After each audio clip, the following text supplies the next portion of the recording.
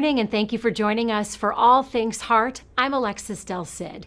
Right now, we're working hard on bringing you some incredible new episodes for Season 6, which begins this fall. Until then, we will air Encore presentations every Thursday at 8 a.m. right here. So sit back, relax, and enjoy this Encore presentation of All Things Heart.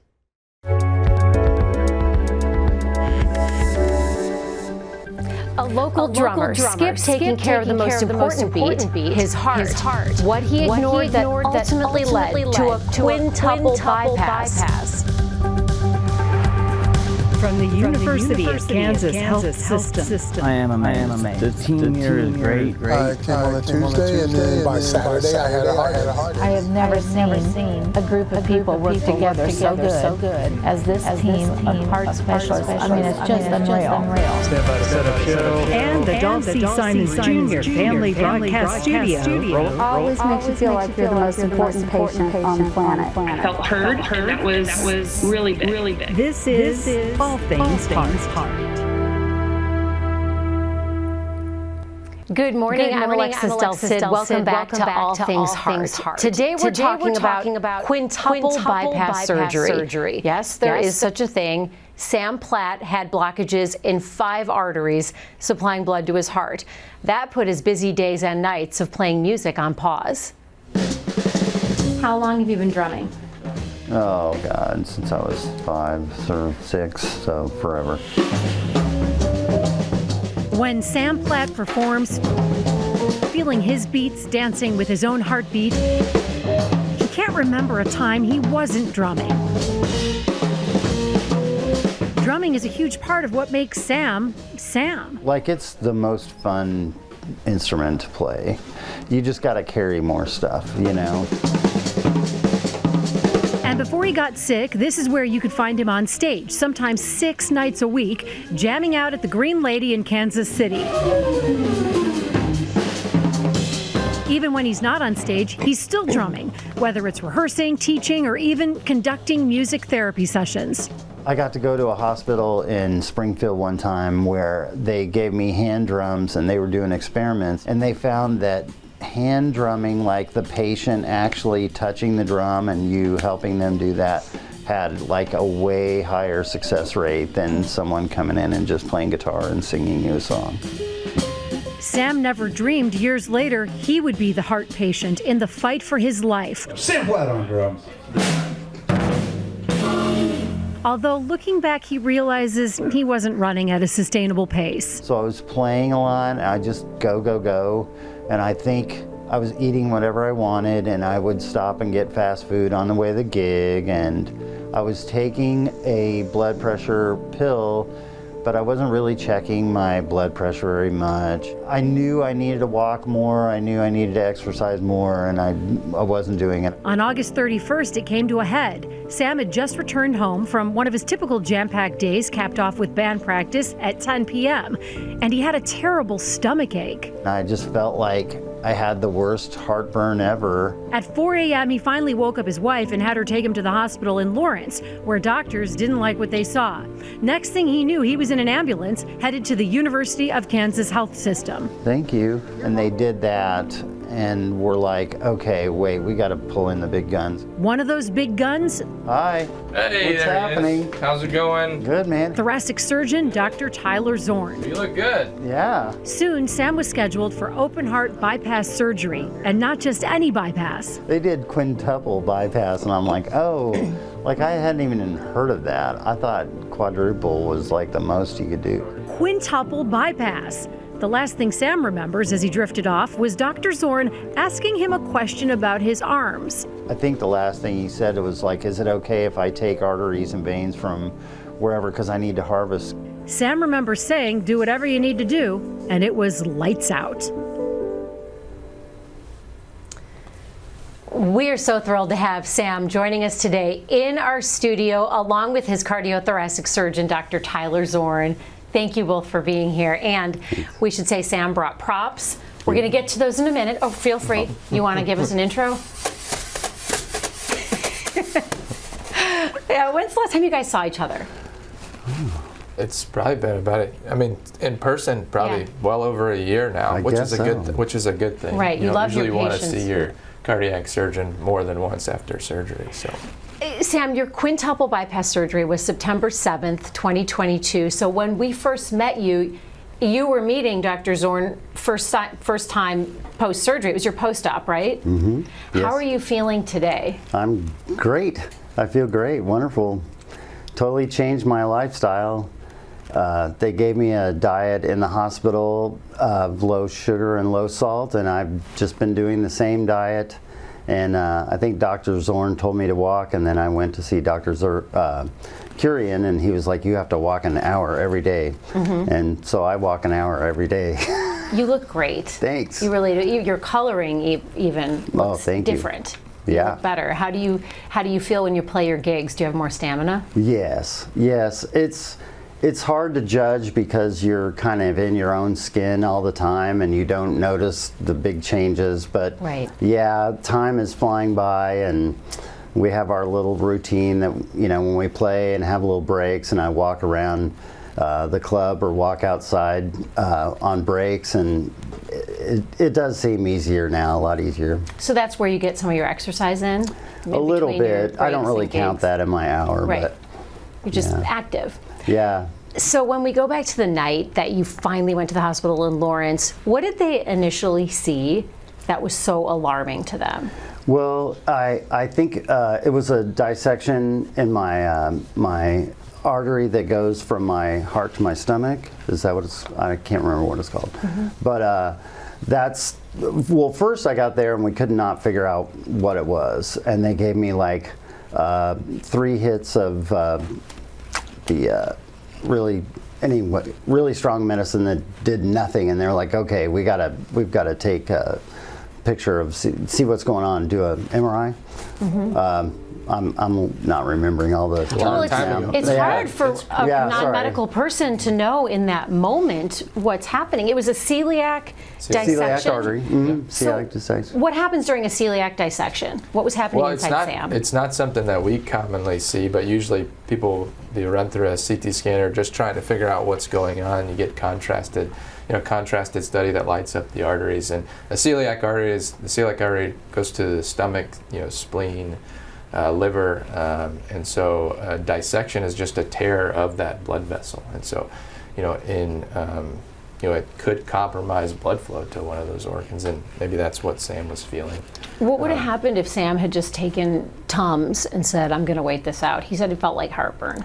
I don't know. It's hard. It's hard to know, predict the future, what would have happened. But obviously, he was treated for the celiac dissection as well as his heart disease in the same hospital visit. So it's not hard to imagine that one of those things could have caught up with him. And you were called in to perform a quintuple bypass. Well, he was initially brought here and evaluated further, and that's when they figured out that he had something going on with his heart, and so they get studies to figure out exactly how serious things are. And the roadmap for us as cardiac surgeons when we do bypass surgery is what we call left heart cath, and so it shows us which blood vessels are blocked and which parts of the heart need more blood flow, and so that's what we use to guide how many bypasses we'll likely do. And so, I mean, as a non-medical person, and Sam, you said this, you thought 4 was the most you could do. Right. I've known people who've had double or triple. How rare is a quintuple bypass? I don't know. I would say, most commonly we're performing, bypass surgeries, 2, 3, 4 bypasses. Rare, we perform 1, unusually to perform 5, but it's really just what is needed, and so that's. And so in a nutshell, what are you doing during a bypass? So, you have to get blood vessels to do these bypasses. There are certain parts of the heart and blood vessels that are diseased, and you basically route blood flow around, those blockages. You don't take out the blockages themselves, so those will always be there. And so the artery from the chest wall, the left internal mammary artery, plugs straight in, so it just gets his blood flow from where it came in initially. And then the veins hook up to the aorta, which is the major blood vessel that the heart ejects blood out into. And so So for each blockage, you're physically creating a new path. A new path around that blockage. And you got some of that stuff from Sam's arms to create those new paths. Yeah, that's right. You're about to show us your arm. Yes, so there's... I don't know if you can see that from the camera. We're going to try to zoom in there if you can hold it up. But it goes from here to here. It looks very faint now. Yeah. You did a good job with the scar, with the closure and everything. Are we you're gonna show the? No, You can if you want. We saw that. You don't have to. Good. Oh, it's in the video. We do have an image of Sam's heart, and I would love to put this up for our viewers. What are we seeing here, Dr. So Zorn? this is the left heart cath, and so this is what we look at. And obviously, there's many different projections, angles, and then there's two main coronary arteries that come off the aorta, and the right coronary artery and the left coronary artery. The left coronary artery splits early into the left anterior descending artery and the left circumflex artery. Those have branches. Those are usually where the blockages are. And those, so can you see the blockages? Yeah, you can see the blockages. What should it look like there? So usually it's just a vessel that is smooth. There's no irregular areas to it. Okay. It doesn't taper in diameter, but you can see in different areas where it narrows abruptly and then gets bigger. You can use that to determine just how severe those blockages are. And sometimes there's more invasive studies you need to do to get a better idea for how bad those blockages are. But you can see, and he had 5. Or maybe you can't, but just how many of those vessels are affected. That looked alarming. And he had 5 that were blocked. What's the most you can have blocked and still survive? What have you seen? I mean, there are multiple different branches that come off of each of these main arteries. So theoretically, you could probably have many blockages. But when we do bypass surgeries, what we bypass to has to be a reasonable blood vessel to sew that new conduit into. And so Sam had 5 reasonable targets for bypass surgery. And so we try and do as much as we can so we can restore blood flow to as much of that heart to allow it to last as long as we want it to. So, yeah. Sam, you were so honest in sharing you're a musician. Health wasn't top of mind. You were playing your gigs, getting your fast food, and that was probably for most of your adult life. So do you think these blockages, Dr. Zorn, happened gradually over the years, or is it possible this can all happen at once in a short period of time? Oh, I mean, for sure these happen gradually over a number of years and decades. These are probably happening early in our life than we would like to think they are. And so sometimes, blockages, progress very rapidly, and that's when people have major heart attacks, end up in the hospital, very quickly proceeding to the cath lab for things like stents. And other times, these blockages happen over time, years, decades, and they get to the point where they're affecting you in a more chronic way. You're becoming more fatigued, you're having chest pain when you exert yourself, or other symptoms. So. Do you think your family noticed that your health was starting to slip before you did? Was anyone saying, hey, I met your daughter when we first met you. Yeah. Was she like, Dad, you got to start eating healthier. You got to go for walks. A little bit, but our family is a family of bakers. Oh, right. It's hard to cut back So on we're anything. all kind of baking for each other, and Right. love is food, and my Right. mom and both sides of our family are food equals love. So we really had to change our lifestyle together, and that made a big difference. So I'm surprised that people have come to the club and seen me and said, wow, you like you said, your color looks so different. And you look more I didn't trim. You've realize been that at the working out. time you looked pale and you just didn't look as healthy as you do now. I think we, like I said before, I think we get used to our own skin and how we're living, and we get in these habits and we just keep going, instead of like thinking about, I think people need to think often about, what you're eating, look at the labels, and exercising and drinking lots of water. So. Have you been able to, you said food is love, and food is such an important part for so many people, and it is love for so many families. Have you found ways around that to bake differently to make different recipes and things? Exactly. Yes. We've gone through and tried every sugar substitute and stevia and different things, and we've had some luck, but really it's mostly we've been cutting back on desserts, and food is love could be as a different, like a salad or Mediterranean diet where it's a little more healthy option. So making a creative meal. Yeah.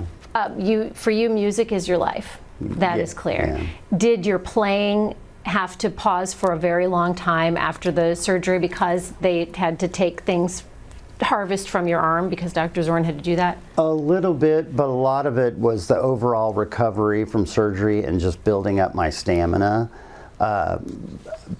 PT was amazing for getting that back, and friends came out to visit, and we would jam just a little bit. But I was kind of ready to go because when I had the heart attack, I was working on some new songs that a friend had written at Green Lady, and those like stayed in my head and were on repeat.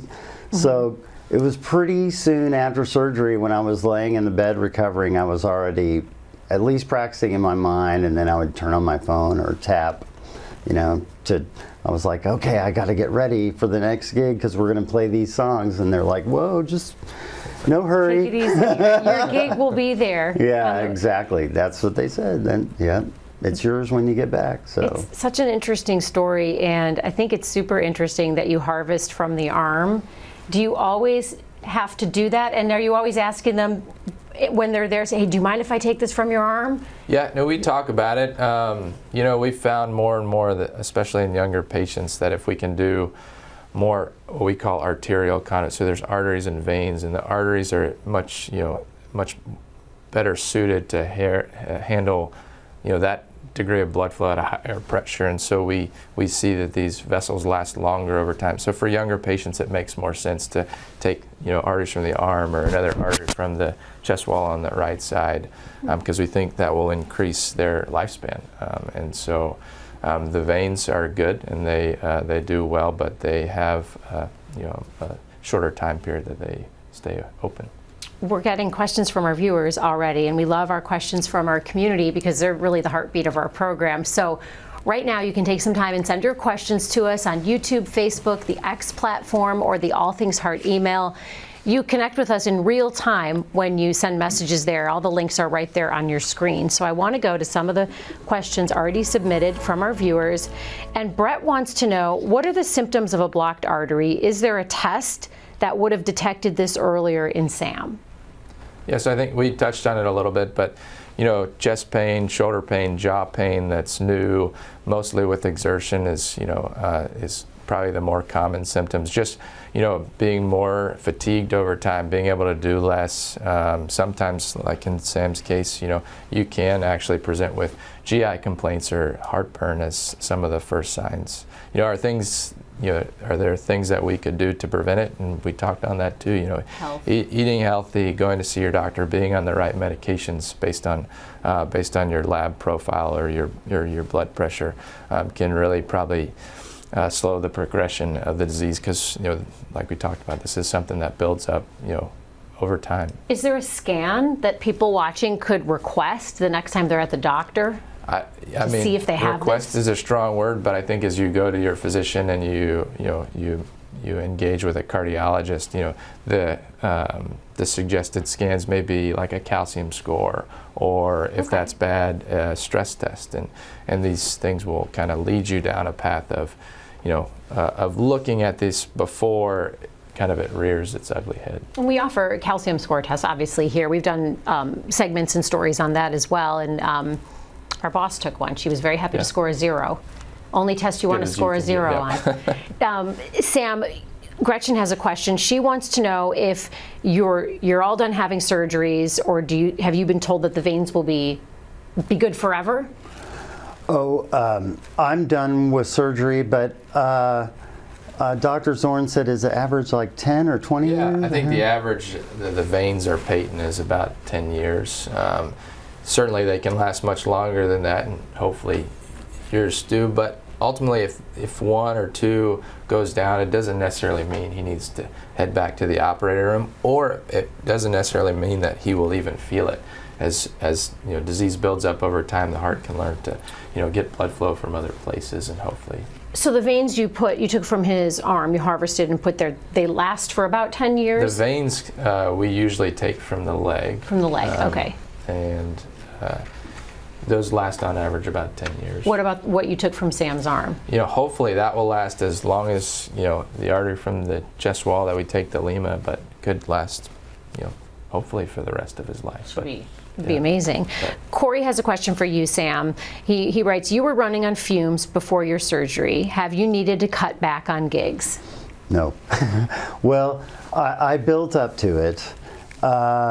I think it was in October, which was pretty soon. I was still in the middle of PT, that I started getting calls like, hey, how are you doing? And I'm like, oh, we should jam sometime. And Ken was like, how about tonight? So I put on my tie and went down there and called my wife, and she's like, you're going to the gig, aren't you? And I'm like, yeah. And she's like, well, I'm coming down there because you're not driving home. To monitor things. Right. So I lasted about 2 hours on the first gig until my friend Brian could come up and relieve me. Were you feeling tired? Oh, well, I was fine until I saw him over my shoulder, and then my body was like, really? Okay, he's here, you're done. Right. So yeah, all of it is a gradual build back up to just like you have a regular job where you work 5 days a week. I just happen to work at night. What do you eat? You mentioned you were doing fast food every night. Do you bring your own snacks now? Yes, or I take care of it before I go down there. I don't eat any fast food, no pop. So I'm water, tea, plain tea and coffee. But yeah, basically I make I'm kind of a snacker. So instead of 3 big meals, I sort of have kind of one real meal, but most of the time I have my little vegetable sticks or a protein bar or something I can grab and take in the car with me, but it's better than fast food. Sure, and you probably have a better budget now. Oh yeah, money. We've saved lots of money doing this. It adds up. Jeremy, our Facebook viewer, writes in, what are the ramifications for the parts of the body that provided the veins for the surgery that now have less veins? Yeah, so for the arm, there's a radial artery and an ulnar artery. We take the radial artery as long as we can verify that the ulnar artery has enough blood flow to supply the arm and where's the radial artery? So the radial artery runs down the outside. The outside, here, so that's what you took? And the ulnar artery here. So we make sure the ulnar artery will be able to supply the hand safely after surgery. If we do that, we can safely take it without any ramifications. And the veins, similarly, the saphenous vein graft that we take for bypass grafts, it's a superficial vein, and so the other veins in that leg usually make up for the work that vein did. So there can be a little bit more swelling in that leg post-operatively, but usually that gets better with time. Did you have swelling in your hand or your arm? Not much, a little bit, but no. Went away. Yeah. Carrie has a question, Sam. Carrie wants to know, where is Sam playing next? My husband and I want to go see him. All weekend at Green Lady Lounge downstairs. This weekend we're down, it's late. Friday and Saturday is 11 p.m. to 2 a.m. But Sunday I'm playing with Tim Reed. He's a singer, piano player that moved here from Chicago. And it's same place, downstairs at Green Lady on Sunday, 8:30 to 11:30, so that's not quite as late. So, right. Yeah. So you got two options for your next 2 gigs. Yeah. When do you sleep? What's your schedule like? I'm always interested in people's sleep schedules. I mean, if it's 2, it takes me an hour to get home and then get ready for bed. And sometimes I take little cat naps. Yeah. But I'll sleep in the morning a little bit when my wife goes to work, and then I'll wake up and go walk. So, take your walk, do your exercise. Yeah, I get up and walk. So Gary has a great question for Dr. Zorn. He wants to know how many doctors are involved in the surgery, and does Dr. Zorn remove the veins and arteries, or is that someone else? Yes, so we have, there are multiple doctors involved with the case. There's an anesthesiologist and myself usually. We usually have physician assistants that help us with conduit harvest. As you know, as we get the artery from the chest wall, most of the time it's the surgeon that's doing that. The physician assistants will work on the artery from the arm or the veins from the legs, so that we all do it in concert. In concert? How long does this whole process take? Like, how long were you standing over Sam working on him? The whole surgery? Everything, yeah. Probably about 4 hours. And is that one of many you'll be doing in the day, or is that your big thing for the day? Yeah, there's usually probably no more than 2 in a day. Most of the time, just 1. So. That's a lot of standing. What shoes do you wear? Just regular joggers, tennis shoes. Tennis shoes. Yeah. You're not going to want to be in dress shoes for that. No. Got to be in comfy shoes. This is such an interesting topic, and I just love, Sam, that you're here today, and you look amazing. Oh, thank you. When it comes to final thoughts for our viewers, what message would you want to send to other people who might be burning the candle at both ends as well, just like you before your emergency? Stop and take a breath and get your heart checked. Because I just kept going to the doctor, and they would be like, "You're fine, good to go." But until we did that cath, until you have a camera in there, I don't think you really know exactly what's going on, right? So I would just, have it on your mind and try to eat more healthy and walk as much as you can, drink lots of water. So. Is that your same advice to Yeah, viewers? I mean, I think, Sam is the ideal patient now, and what he's doing now is, what we should all be doing, for the majority of our life, It must feel good to see a patient so compliant Right. with everything. Have you ever been called compliant before? Never. I'm a jazz musician. He's a compliant patient and an excellent jazz musician. We love sharing the incredible work that our doctors like Dr. Zorn do here at the health system. We also love showing you what life looks like for them outside of the hospital walls. Now for a secret look into the guardians of healthcare at the University of Kansas Health System. Let's go behind the mask. We are going behind the mask with Dr. Zorn, who has the cutest family ever. Tell us about your family. So my wife, Cassie, we've been married, for, We better get this one right. years now. 18? Okay. Yeah, and we have 4 kids. My oldest daughter, Cameron, is 16, about to be 17 years old, a junior in high school. Preston is in middle school. He's 13. John is 11. He's in elementary school, and then we have Levi, who's our 4th one. You're 7, not busy at all at home, are you? No chaos. Usually as busy as at home as it is at work. So. This is Heart Month, and we also, we need a soundtrack to go with Heart Month. So I'd love to say this. Hit it, Sam. We want to celebrate the cardiology department's growth. As you know, the health system just celebrated its 25-year anniversary. What are you playing, by the way? Oh, you got the tambourine? This is amazing. Okay. Before Mid-America Cardiology transitioned to the health system in 2000, the health system had 3 cardiologists on staff. Now we have nearly 60 cardiology physicians and hundreds of support staff, all focused on providing incredible care to our patients like Sam. Hats off to the entire cardiology team. Hats off to Dr. Zorn. You might be a musician too. How's his beat? It's great. You think he has potential, or should he not quit his day job? Come down. You play too late, I think, for me. Exactly. You come down between surgeries. That's when the kids go out, is late at night. That's true. Thank you so much for joining the conversation today. Thank you to Dr. Zorn for making time. I know you're busy. We know we got you up probably earlier than you ever get up instead of doctor's appointments. You're here, though. Thank you. You look amazing, Sam. Thank you for having me. We appreciate it, and you look fantastic. I can't wait to see you play at the Green Lady.